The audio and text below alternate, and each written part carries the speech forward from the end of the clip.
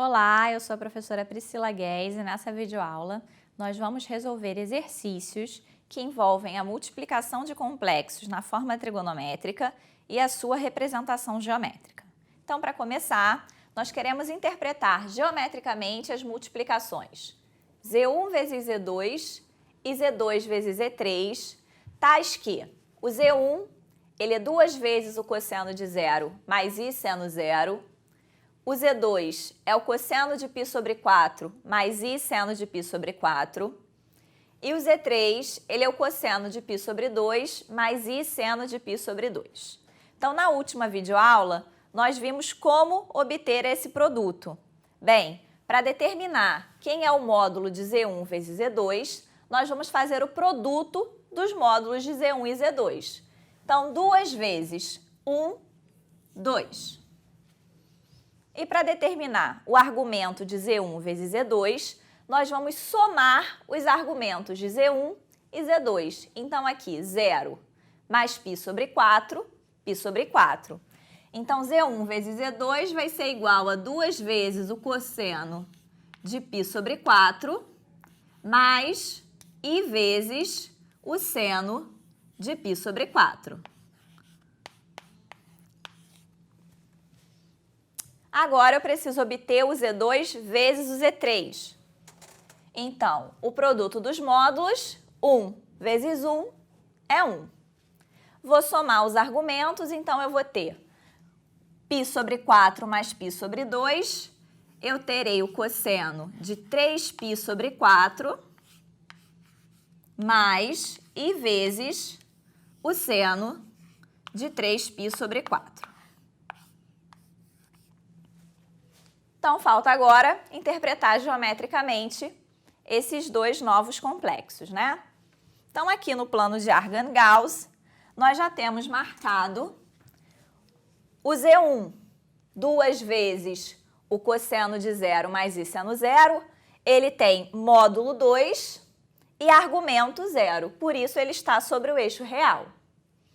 O Z2 é o cosseno de π sobre 4 mais I seno de π sobre 4, então o argumento é π sobre 4 e o seu comprimento, o seu módulo, é igual a 1. O Z3 é o cosseno de π sobre 2 mais I seno de π sobre 2, então ele está sobre o eixo imaginário, como o módulo é igual a 1, ele é representado por esse vetor em laranja. Então, precisamos agora marcar Z1 vezes Z2. Então, se o argumento dele é π sobre 4, ele vai estar sobre a mesma reta que o Z2.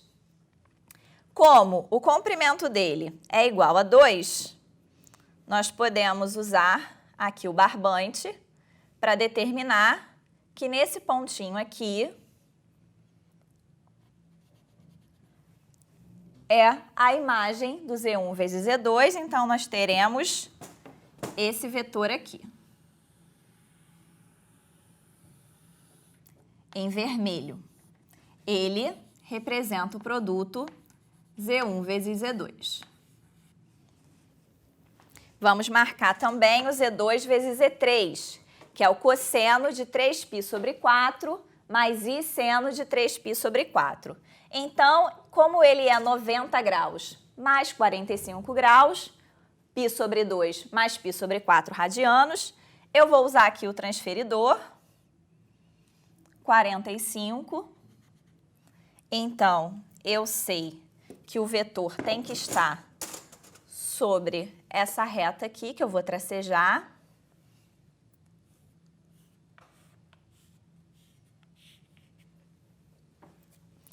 E como o seu módulo é igual a 1, eu novamente vou usar o barbante para me auxiliar. Nós vamos ter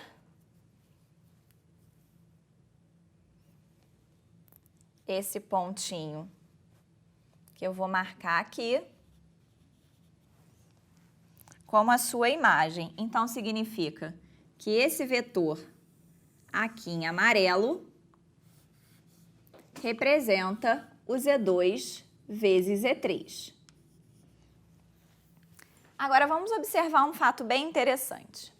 Quando eu tenho o Z1 vezes o Z2, repara que ele nada mais é do que uma rotação do vetor Z1 π sobre 4, que é exatamente o argumento do Z2, uma vez que o Z2 ele é unitário, por isso o comprimento do meu vetor, o módulo dele, não sofreu nenhuma alteração.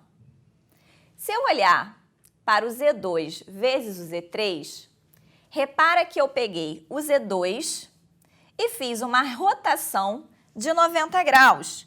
Este ângulo formado por Z2 e Z2 vezes Z3, ele é um ângulo reto.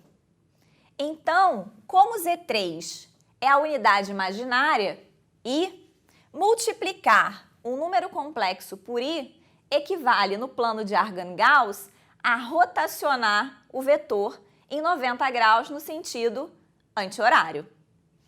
Ok? Bem interessante, né? Então, aguarde que vem mais um exercício para a gente. O nosso segundo exercício é um desafio. Nós encontramos um mapa antigo que nos dá instruções para encontrar um tesouro perdido numa ilha. Vamos ver quais são as instruções que estão no mapa? Ande da palmeira até a entrada da caverna. Lá chegando, vire 90 graus à direita e caminhe o mesmo número de passos.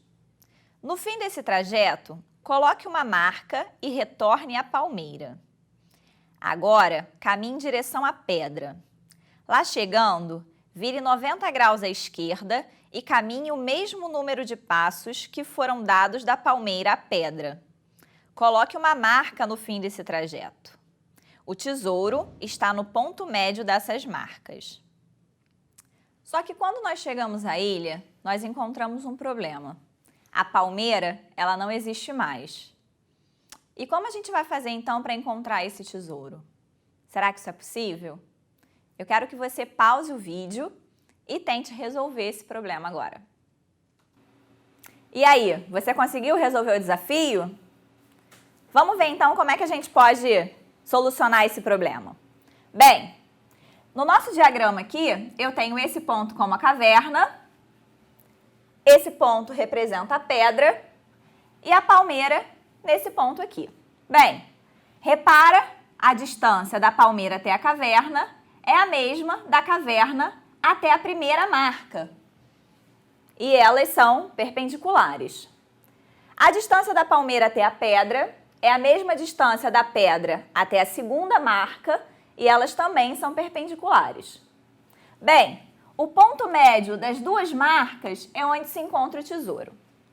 Mas o nosso grande problema é que a palmeira, ela não existia mais. Então, para resolver esse problema, eu vou considerar esses pontos como os pontos do plano de Argand-Gauss. Só que para isso eu vou construir esse plano de forma que a caverna seja a origem do plano e a pedra esteja sobre o eixo real, para facilitar a nossa resolução.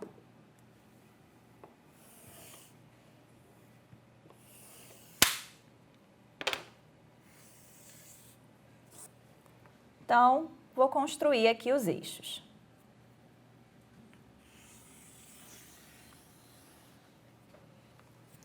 Aqui eu tenho o eixo imaginário e aqui o eixo real. Bem, a caverna eu vou chamar de ponto A, a pedra eu vou chamar de ponto B. Mas repara que a palmeira, como ela não existe mais na ilha, nós não sabemos exatamente a sua localização. Então, na nossa representação, eu vou considerar a palmeira um ponto X qualquer, um ponto genérico. A primeira marca, eu vou chamar esse ponto de ponto A', a segunda marca de ponto B', e o ponto médio de A', B', que é onde se encontra o tesouro, vai ser o meu ponto M.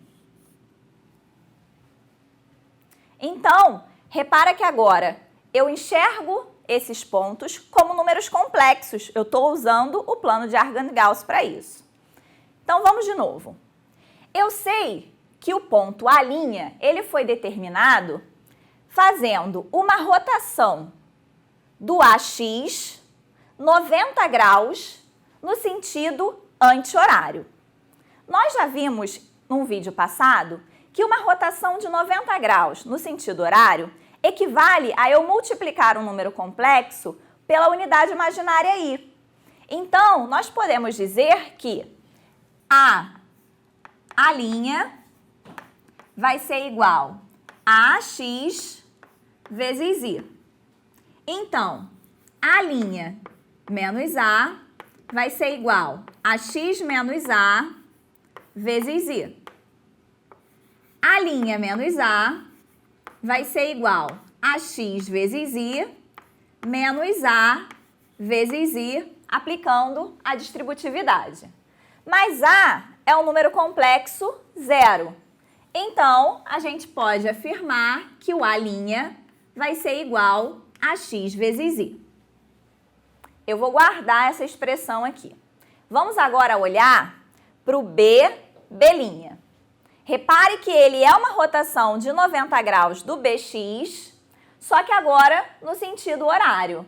Bem, uma rotação no sentido horário equivale a uma multiplicação por menos I. Então, a gente pode afirmar que B' é igual a BX vezes menos I. Então, B' menos B vai ser igual a X menos B vezes menos I.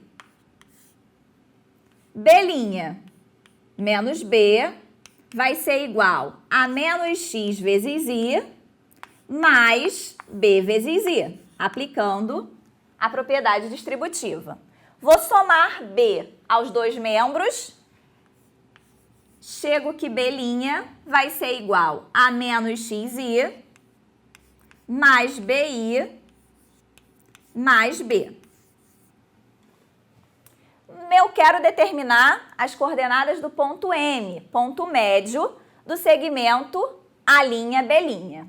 Eu posso determinar M através da média aritmética das coordenadas de A'B'. Então, teremos que o M vai ser igual a A' mais B' sobre 2.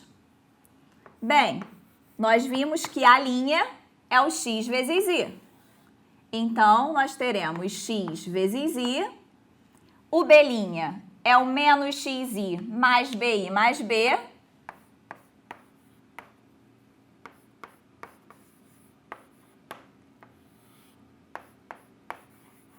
Dividido por 2. Observem que o XI com o menos XI vão se anular.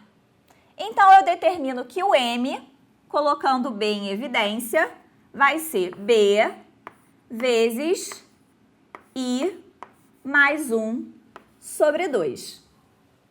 Ou seja, para eu determinar as coordenadas do ponto M e achar o tesouro escondido, eu só preciso saber a distância da pedra até a caverna. Eu preciso saber as coordenadas do meu número complexo B. Então, a palmeira, mesmo não estando mais na ilha, não vai ser importante, não vai ser um fator determinante para encontrar o tesouro. Então, nós conseguimos resolver o problema usando números complexos. E a gente encerra aqui mais essa videoaula.